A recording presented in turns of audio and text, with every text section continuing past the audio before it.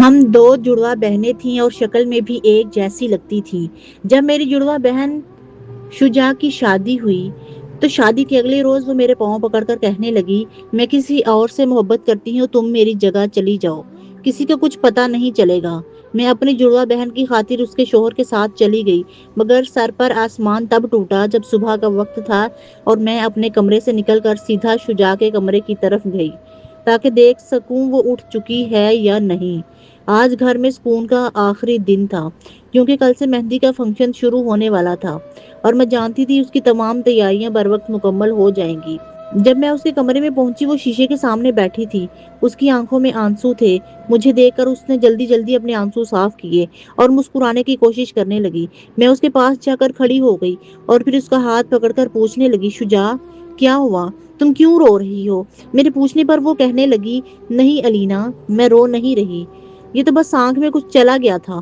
اسے بچپن میں جانتی تھی، اس لیے مجھے پتا تھا کہ وہ جھوٹ بول رہی ہے۔ میں نے اسے گلے لگایا اور کہا، پاگل مت بنو، مجھے پتا ہے تم گھر چھوڑ کر جانے کے خیال سے اداس ہو رہی ہو، لیکن یہ تو سب لڑکیوں کے ساتھ ہوتا ہے۔ اجلان بھائی بہت ہی اچھے انسان ہیں، وہ تمہیں بہت خوش رکھیں گے۔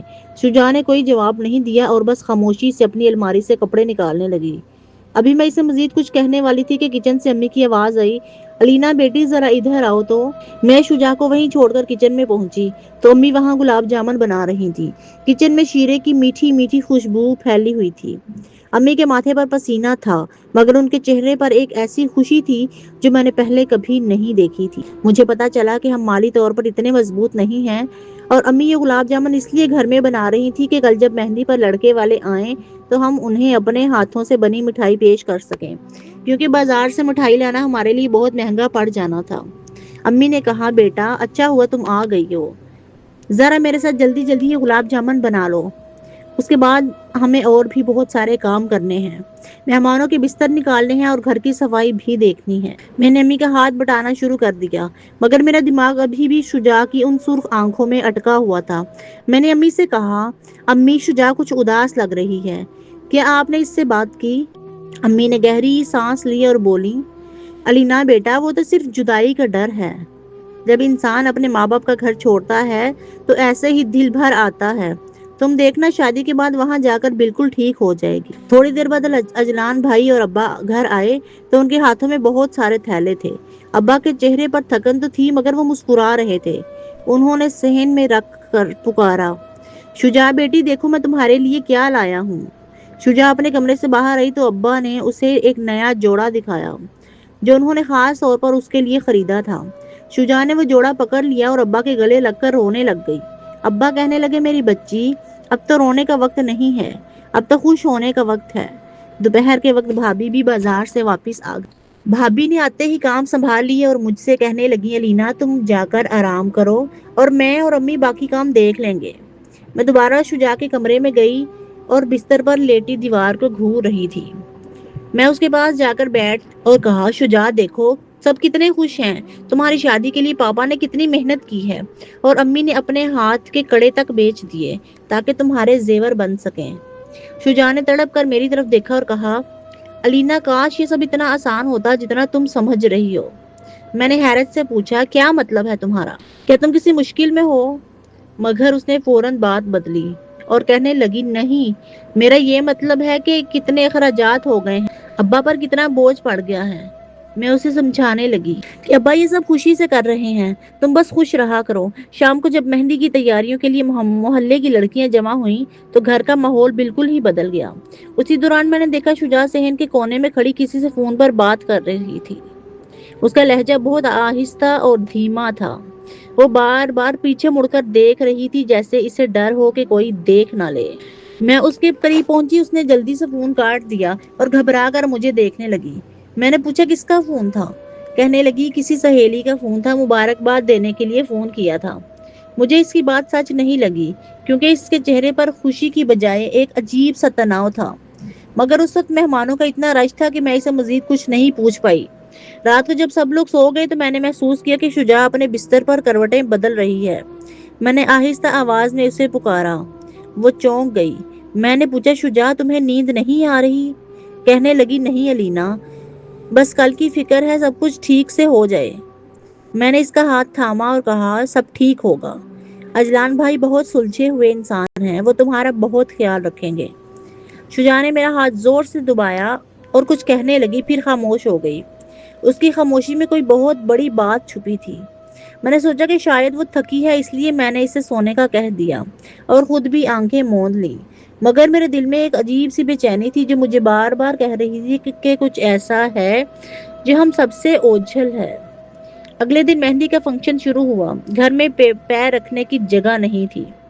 امی نے وہ گلاب جامن ایک بڑی پرات میں سجا کر رکھے ہوئے تھے اور ہر آنے والے مہمان امی کے ہاتھ کے بنے گلاب جامن کی تعریف کر رہا تھا۔ ابا فخر سے سب کو دیکھ رہے تھے۔ لڑکے والے جب مہندی لے کر آئے تو اجلان کی بہنیں اور بھابیاں بہت شور مچا رہی تھیں۔ وہ شجاع کے لیے بہت خوبصورت جوڑا اور مٹھائیاں لائی تھیں۔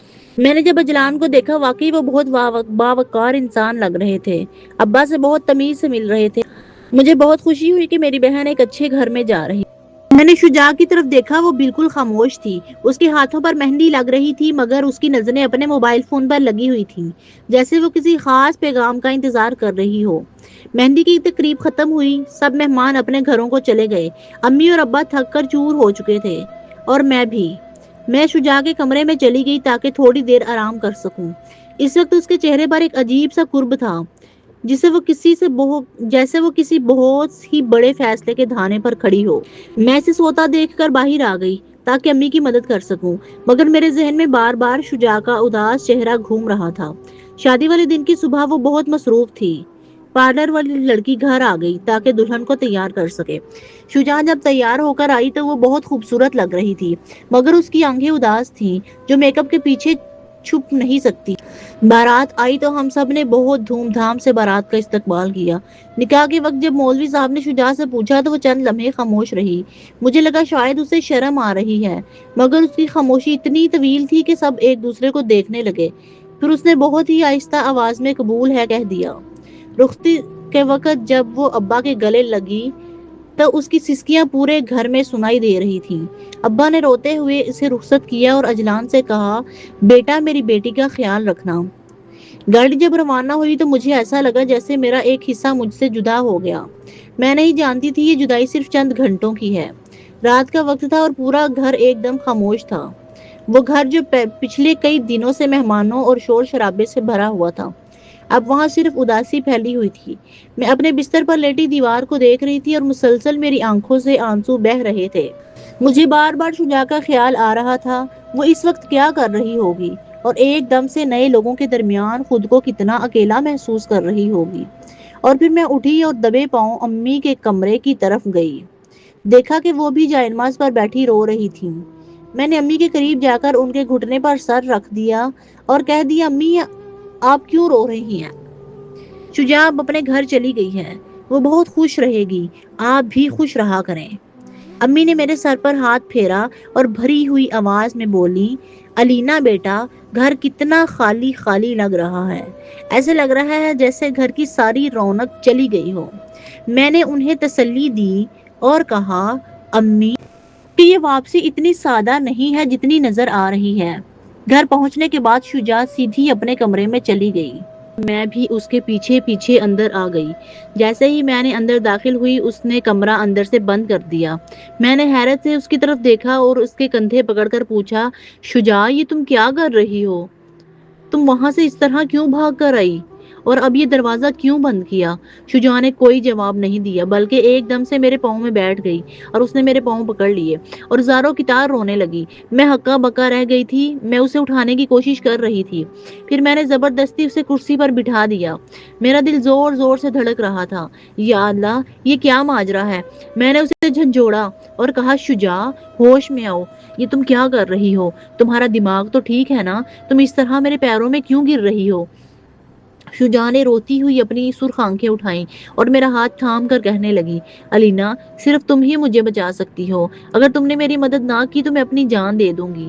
میں نے اسے تسلی دی اور کہا، پہلے تم بتاؤ تو صحیح کیا بات ہے؟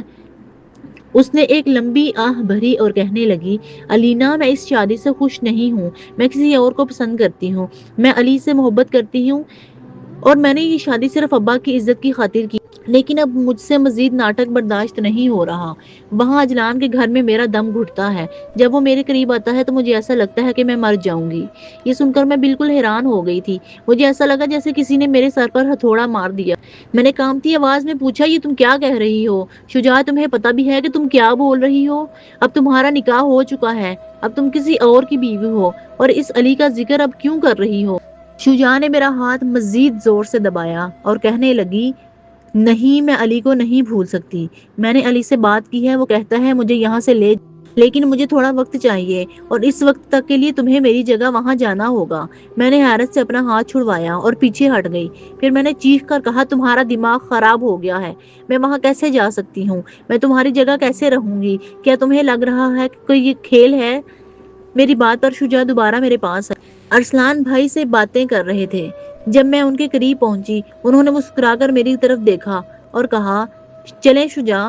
میں نے کوئی جواب نہیں دیا اور بس خاموشی سے سر جھکا لیا۔ گاڑی میں بیٹھتے وقت میرے پاؤں ہاتھ ٹھنڈے ہو رہے تھے۔ اجلان بھائی نے گاڑی چلانا شروع کی۔ وہ بہت خوش نظر آ رہے تھے۔ وہ راستہ بھر مجھ سے باتیں کرتے رہے کہ شجاع، تمہاری طبیعت اب کیسی ہے؟ کیا سر کا درد ٹھیک ہو گیا؟ لیکن میں نے بس ہاں ہاں میں جواب دیا۔ میرا دل اتنی زور سے دھڑک رہا تھا کہ مجھے لگا کہ شاید اجلان بھائی کو اس کی آواز سنائی دے۔ گاڑی جب ان کے گھر کے سامنے رکی تو مجھے ایسا لگا جیسے میں کسی جیل کے سامنے آ کھڑی ہوں۔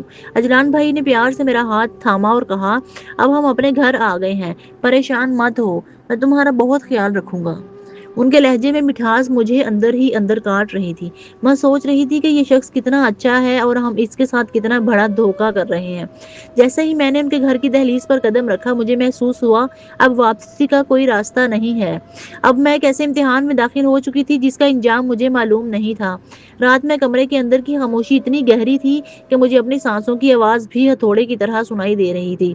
میں بیڈ کے کونے پر بالکل سمٹ کر بیٹھی تھی اور اپنے ہاتھوں کی انگلیوں کو اس قدر سختی سے اپنی ہتھیلی میں بھینچ رکھا تھا کہ وہ سفید پڑ گئی تھی۔ میرا وجود پسینے میں شرابور تھا کہ وہ اسی لمحے دروازہ کھلنے کی آواز آئی اور میرا دل جیسے حلق میں آ گیا۔ ارسلان بھائی مسکراتے ہوئے کمرے میں داخل ہوئے۔ انہیں دیکھتے ہی میری سیٹی پٹی گم ہو اور مجھے اپنی زندگی کا سب سے بڑا ڈر اپنے سامنے کھڑا نظر آنے لگا۔ میں نے سوچا ہی نہیں تھا کہ یہاں مجھے اکیلے ان کا سامنا کرنا پڑے گا۔ پھر اجلان بھائی میرے قریب آئے اور میری حالت دیکھ کر دھیمے سے مسکرائے، کہنے لگے اور بہت نرمی سے کہا، شجاع، تم اس طرح کیوں بیٹھی ہو؟ آرام سے بیٹھ جاؤ، یہ تمہارا اپنا گھر ہے، اور اب میں تمہارا شوہر ہوں، اور تمہاری یہ ڈر گھبراہٹ مجھے سمجھ نہیں آ رہی۔ میں نے کوئی جواب نہیں دیا، بس ایک مصنوعی مسکراہٹ لانے کی کوشش کی، مگر میری نظریں زمین پر گڑی ہوئی تھیں۔ وہ میرے لہجے کو، خاموشی کو میری شرم و حیا سمجھ رہے تھے، لیکن انہیں کیا پتا تھا کہ ان کے سامنے ان کی بیوی نہیں بلکہ ایک ایسی لڑکی بیٹھی ہے جو اس وقت گناہ کے احساس سے مر رہی تھی۔ وہ تھوڑا اور قریب ہوئے تو میری ریڑھ کی ہڈی میں ایک سنسنی سی دوڑ گئی۔ وہ بیڈ پر بالکل میرے ساتھ جڑ کر بیٹھ گئے تو میں بے اختیار تھوڑا پیچھے ہٹنے لگی۔ اجلان بھائی نے یہ محسوس کر لیا تھا اور پھر تھوڑی حیرت سے مجھے دیکھتے ہوئے میرا ہاتھ تھامنے کے لیے آگے بڑھے۔ میں نے جھٹکے سے اپنا ہاتھ پیچھے کر لیا اور بیڈ سے نیچے اترنے لگی۔ میرا پورا وجود اور جسم کانپ رہا تھا۔ اجلان بھائی نے حیرانگی سے پوچھا، شجاع، کیا ہوا؟ تم مجھ سے اس طرح کیوں دور بھاگ رہی ہو؟ کل تک تو تم ایسی نہیں تھی۔ کیا میں نے کوئی غلط بات کہہ دی، یا تم ابھی تک اپنے گھر والوں کو یاد کر کے پریشان ہو رہی ہو؟ ان کے لہجے میں اتنی اپنائیت تھی کہ میرا جی چاہا میں چیخ کر سب بتا دوں، مگر زبان جیسے تالوں سے چپک گئی۔ شجاع، مجھے لگ رہا ہے تم مجھ سے کچھ چھپا رہی ہو۔ تمہارا لہجہ، تمہاری خوشبو، سب کچھ بدلا بدلا سا لگ رہا ہے۔ کیا بات ہے، مجھے بتاؤ۔ کیا تم اس شادی سے خوش نہیں ہو؟ ان کا یہ سوال میرے دل پر کسی تیر کی طرح لگا تھا۔ ان کے چہرے پر صدمے کے بادل چھا گئے تھے۔ وہ کہنے لگے، شجاع، تمہیں کیا ہوا ہے؟ کیا تمہیں اتنا برا لگ رہا ہوں؟ کیا تم میرا لمس بھی برداشت نہیں کر پا رہی؟ میں نے روتے ہوئے اپنا سر نفی میں ہلا دیا، مگر میں کچھ بول نہیں سکی۔ میرا پورا وجود لرز رہا تھا۔ پھر میں نے دھیمی آواز میں کہا، اجلان بھائی۔ وہ چونک گئے اور بولے، تم کیا کہنا چاہ رہی ہو؟ اور تم مجھے بھائی کیوں کہہ رہی ہو؟ وہ یہ کہہ کر کچھ دیر تک مجھے بس دیکھتے رہے، جیسے انہیں یقین نہیں آ رہا ہو کہ ان کے سامنے کون کھڑا ہے۔ ان کے ہونٹ لرزنے لگے اور انہوں نے دبی آواز میں پوچھا، علینا، تم یہاں، تم شجاع کے کپڑوں میں یہاں کیا کر رہی ہو؟ پھر میں نے روتے ہوئے سارا پلان اگل دیا۔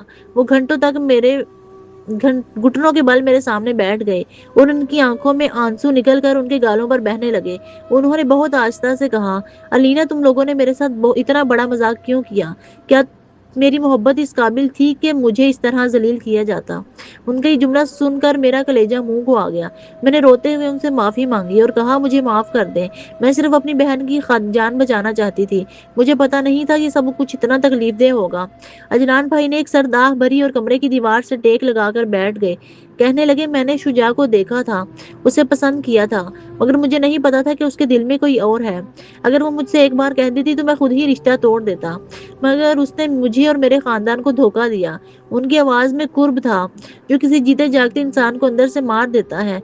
ठीक है, मैं सारे इल्जाम अपने सर लूंगा और सबसे कह दूंगा कि हमारी नहीं बन सकी ताकि शुजा अपनी मर्जी से जिंदगी जी सके। अजलान भाई की अजमत देखकर मेरी आंखें भर आईं। मैंने उनसे दरख्वास्त की, अजलान भाई प्लीज मुझे आज रात का मौका दें। मैं कल घर जाकर शुजा को आखिरी बार समझाऊंगी, शायद उसे अपनी गलती का एहसास हो जाए। अगले दिन जब मैं घर वापस पहुंची तो शुजा अपने कमरे में छुपी बैठी थी। वो रो रही थी और फिर उसने मुझे बताया कि अली ने उसे ठुकरा दिया है। अब इसे अपनी जिंदगी की सबसे बड़ी गलती का एहसास हो गया था। शुजा को अब समझ आ गई थी कि जज्बात में आकर किया गया फैसला कितना भयानक हो सकता है। फिर आज जब अजलान भाई अपनी बीवी को लेने आए थे तो उनके साथ शुजा ही गई थी। अजलान भाई ने अपनी बड़ाई का सबूत देते हुए उसे माफ कर दिया था। उन्होंने ये बात कभी किसी पर जाहिर नहीं होने दी थी कि रात उनके कमरे में शुजा नहीं थी बल्कि अलीना थी। शुजा में एक बदली हुई औरत थी। वो अजलान की हर बात मानती थी और उसका बहुत एहतराम करती थी, क्योंकि उसे पता चल गया था कि हर मर्द बुरा नहीं होता और सच्ची मोहब्बत वो नहीं होती जो गुनाह की तरफ ले जाए, बल्कि वो है जो आपका भरम रख ले। इस सब से मुझे एक चीज का तो पता चल गया था कि मर्द हमेशा जालिम नहीं होता। कभी कभी मर्द भी सब्र और अजमत की वो मिसाल कायम कर देता है जो पूरे घर को बिखरने से बचा लेती है।